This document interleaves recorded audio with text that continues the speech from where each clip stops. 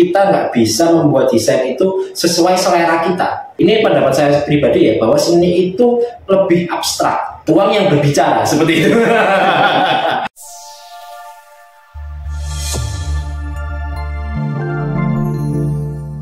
Halo Sobat Oke, kali ini saya Dani, saya Atik. ya, kali ini kita mau bedah buku tentang desain itu seni terapan, karya dari Eka Sofyan Rizal. Kita melanjutkan buku antologi desain grafis Indonesia ya teman-teman ya. Ini buku ini juga.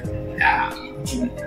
Kalau di buku ini itu dibahas desain itu adalah seni terapan, di mana dimaksudkan adalah desain berpusat pada rekayasa masalah, bukan pada keinginan dan kebutuhan pembuatnya.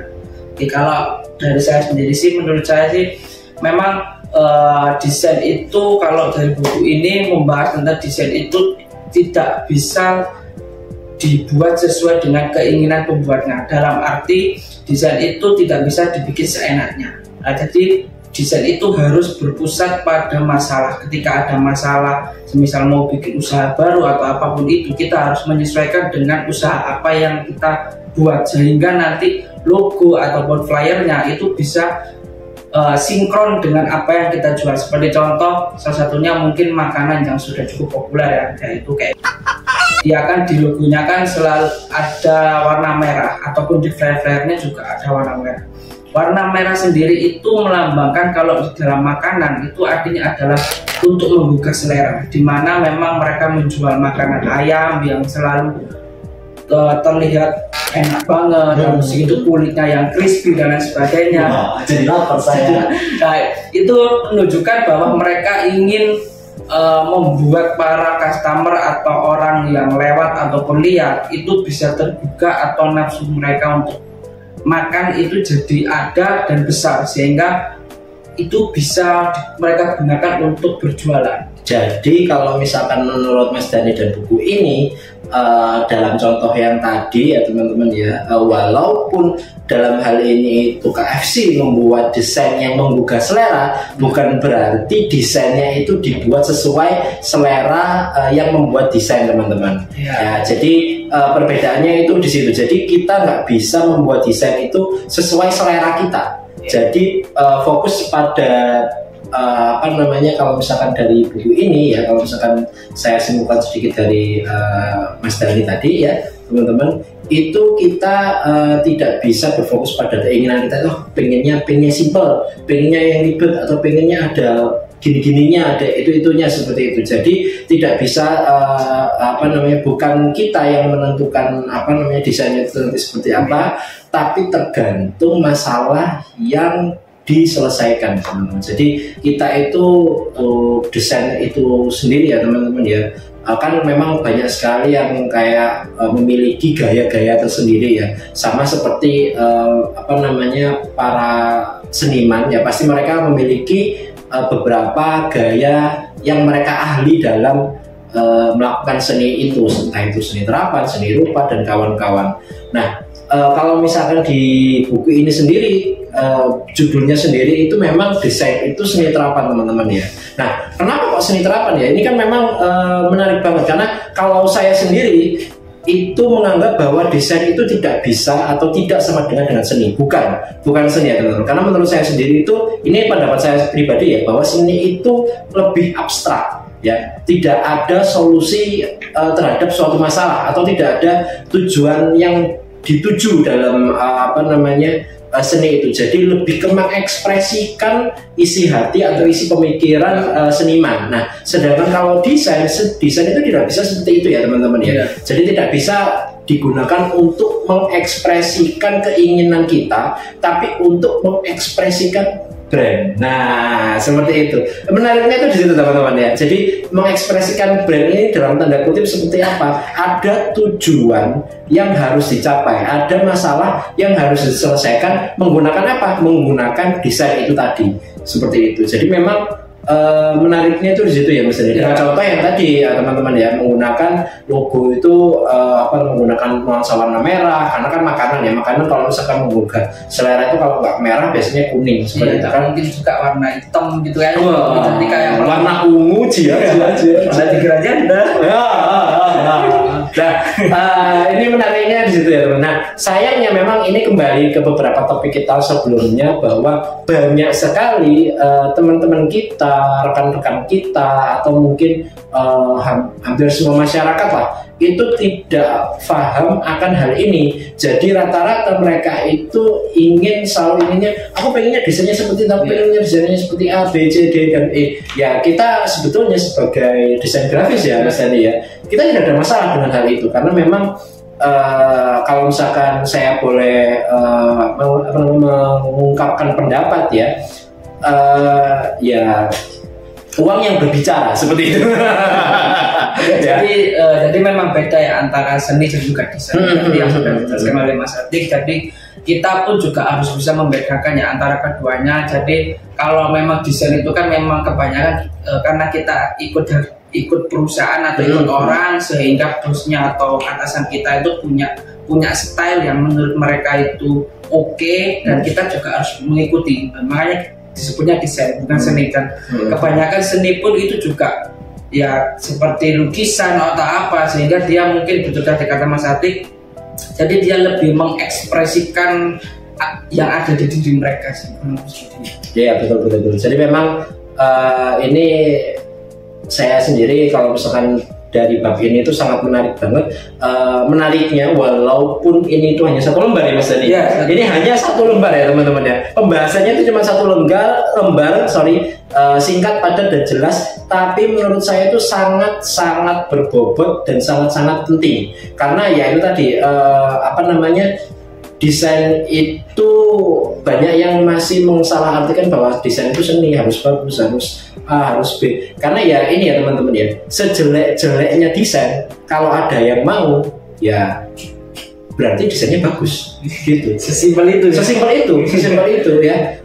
Kalau misalkan ya kemarin kita mengambil contoh ada desain logo mungkin kerajaan, logo yang floral, mungkin menurut kita, pendapat kita itu desainnya jelek, tapi ketika diaplikasikan dengan terapan yang tepat ya itu ya berarti sesuai ya Mas Dani ya. Itu kan itu tadi terapannya itu harus sesuai. Nah sebaliknya sebagus-bagusnya desain tapi kalau tidak tepat, tidak sesuai, tidak ya nggak bisa ya teman-teman ya, karena itu kan memang pendapat yang terlalu subjektif, sedangkan desain ini itu membutuhkan membutuhkan pendapat, masukan atau hasil yang objektif, di mana penikmatnya itu bukan hanya kita yang membuat tapi masyarakat yang melihat seperti itu. Jadi jangan sampai nih, misalkan contoh kita suka warna hitam tapi ketika kita ingin membuat desain tentang sebuah promo tentang makanan ya mohon maaf ya teman-teman ya, ini kita ada namanya psikologi warna ya, yang pasti kita sudah banyak yang tahu bahwa ya kalau misalkan makanan itu dengan hitam ya kan berarti gosong ya teman-teman ya kan? Kalau misalkan masa iya kita menggunakan hal-hal yang seperti itu gitu loh ya kan. Jadi memang desain ini tidak bisa sembarangan menggunakan warna hanya karena kita suka warna hitam, bukan berarti kita menggunakan ketika desain makanan itu promo itu dengan menggunakan warna hitam juga. Nah tidak bisa seperti itu gitu. Kecuali ya dalam tanda kutip kalau misalkan memang brand atau cara marketing identitas marketing perusahaan teman-teman itu memang berhubungan dengan hitam, tapi sebetulnya itu pun masih sangat bisa diakali sebagai aksen, sebagai inverted design. Berarti kan kalau misalkan inverted kebalikannya hitam berarti kan putih, itu masih sangat bisa lebih aman, lebih oke juga gitu. Kurang lebih itu sih teman-teman. Kalau misalkan untuk bab ini sangat menarik, sedikit tapi sangat berbobot Mas Dani ya. Betul sekali Mas Dani. Nah untuk kali ini yang lebih menarik banget ya teman-teman ya. Di sini itu di bab 10 itu desain itu juga seni rupa. Nah, lah kok kontradiktif ya teman-teman. Yang satu bilang desain itu seni terapan, ya kan, yang ini kok ngomongnya seni rupa. Loh ya kan. Nah, untuk bab ini kebetulan dibuat oleh Harsono ya, Bapak Harsono, mantap sekali pembahasannya. Di sini beliau mengutip sempitnya orientasi dan cakrawala ya, pada akhirnya akan berpengaruh terhadap nilai estetis sebuah karya seni sehingga tak akan mampu menembus batasan-batasan seni sebagai bagian dari kebudayaan. Ini kok sekali berat banget ya teman-teman.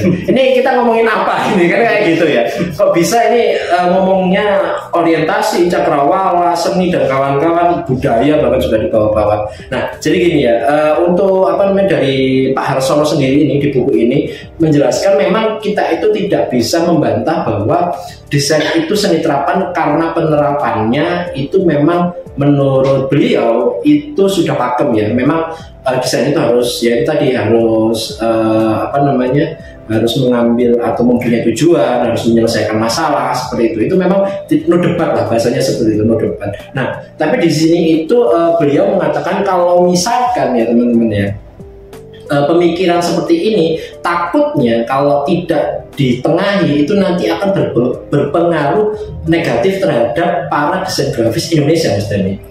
Gitu. Jadi kenapa kok bisa kayak gitu ya? Itu karena gini, di dalam seni rupa itu teman-teman, memang banyak kan penerapannya, kemudian jenisnya juga dalam desain pun juga begitu. Ada model desain yang simple, modern, ada yang kartun, klasik ya kan, ada yang floral dan kawan-kawan. Banyak banget kita kalau misalkan mau menyebutkan jenis-jenis desain grafis ataupun jenis-jenis seni gitu, seperti itu. Nah, di sini tuh di mana letak seni rupanya dalam sedesain itu. Nah, jadi begini ya teman-teman ya, kenapa kok bisa desain itu seni rupa, Mas Dani? Itu karena kita sebagai desain grafis memang betul bahwa kita itu berfokus pada penerapan, ya kan, berfokus pada tujuan dan masalah yang diselesaikan, tapi kita tidak boleh lepas dari wawasan atau mempertebal wawasan kita, memperluas wawasan kita dalam segi semua jenis desain maupun seni, misalnya seperti itu. Jadi kenapa kok seperti itu ya, misalnya? Karena itu tadi kalau misalkan wawasan kita terbatas, itu nanti malah berpengaruh loh. Desain kita nanti jadi itu aja seperti itu. Nah, kemudian nanti kalau misalkan ketika ada klien nih aku pengen ini karena kebetulan branding produkku atau branding perusahaanku ini adalah modelnya adalah model street gitu ya, seperti kayak streetwear, kemudian graffiti. Nah, tapi kalau misalkan kita tidak tahu tentang wawasan tersebut atau cara mendesain tersebut, ya itu nanti malah berpengaruh negatif terhadap diri kita sendiri. Seperti itu. Jadi memang ini menariknya itu di situ, penerapannya itu adalah ya bukan berarti ketika kita itu berfokus pada tujuan dan penerapan kita tidak tidak serta-merta tidak memperluas wawasan kita terhadap semua jenis desain dan semua jenis seni seperti itu. Gimana Mas Dani? Ya, kalau yang dijelaskan oleh Mas Atik itu juga benar dan sesuai dengan di buku juga. Kita sebagai desain grafis tidak hanya belajar mengenai desain, tapi kita juga harus belajar yang lain, salah satunya seni itu tadi. Supaya apa? Ketika nanti kita dapat customer, ketika kita dapat klien, kita itu nanti bisa mendapat klien yang beragam. Jadi nggak cuma itu aja, lalu dengan desain yang itu aja. Jadi dengan kita belajar seni, otomatis kita juga memperluas atau memperlebar area kita, sehingga siapapun nanti customernya itu bisa kita terima, dan diterapkannya pun desainnya juga enggak yang monoton, enggak yang misal simple terus.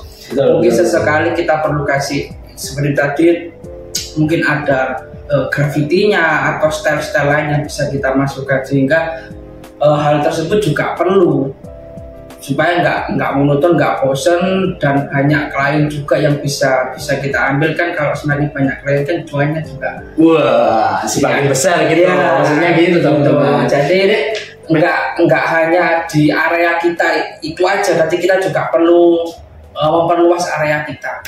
Iya, betul.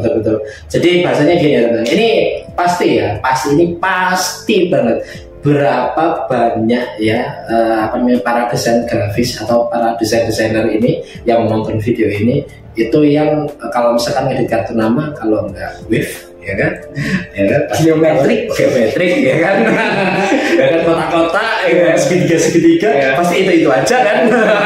Ya itu sedikit dampak negatif kalau misalkan memang kita itu terlalu berfokus terhadap desain itu seni terapan seperti itu ya. Memang kalau misalkan kita ngomongin kartu nama ya misalnya itu ya memang harus terlihat profesional dan kawan-kawan, tapi kita tidak boleh lupa terhadap identitas brand orang tersebut atau perusahaan tersebut ya. Kalau misalkan ini tadi ya, kalau misalkan itu tadi perusahaan streetwear yang memang bebas, lebih ke freedom, lebih ke sepet itu apa mestinya grafis ya, tapi grafis tadi mural gitu ya, masa cocok kan kalau misalkan dengan kartu nama yang mural ya teman-teman, mural ya jangan salah ya. Seperti itu. Jadi memang menarik banget ini buku ini. Kalau misalkan kita ada keranjang kuning, kita akan sangat merekomendasikan begini, sangat oke banget. Kurang lebih itu aja dari saya Ati, saya Dani, sampai jumpa.